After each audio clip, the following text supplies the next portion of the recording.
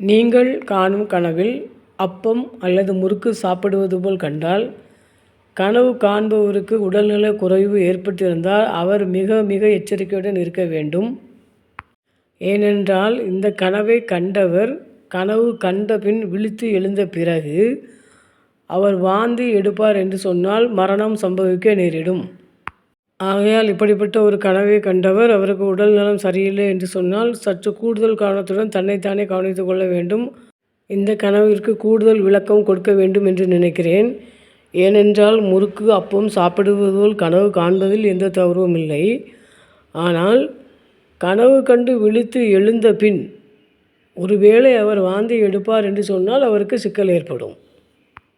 அதாவது இந்த கனவை கண்டவர் கண்டு விழித்த பின் எதுக்காக வேண்டி இப்படி ஒரு கனவு கண்டோம், அப்பம் முறுக்கு சாப்பிட்ற மாதிரி கண்டோமே அப்படின்னு சொல்லி அதே பற்றி திருப்பி திருப்பி நினச்சிக்கிட்டு இருக்கிறாரு.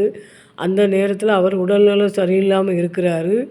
அந்த டயத்தில் அவர் வாந்தி எடுக்கிறாருன்னு சொன்னால் நான் சொன்ன பலன் ஏற்பட வாய்ப்பு உண்டு. இதை வேறொரு விதமாகவும் நாம் கூறலாம்.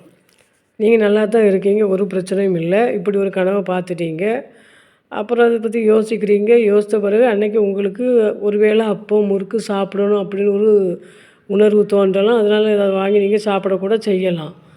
எதிர்பாராத விதமாக அஜீரண கோளாறு அல்லது ஃபுட் பாய்சன் மாதிரி ஏதோ ஆகி உங்களுக்கு வாந்தி வந்து விட்டாலும் இந்த கனவு பலிக்க வாய்ப்பு உண்டு. எனவே கூடிய மட்டும் இதை நீங்கள் தவிர்க்க வேண்டும். நன்றி. வாழ்க வளமுடன்.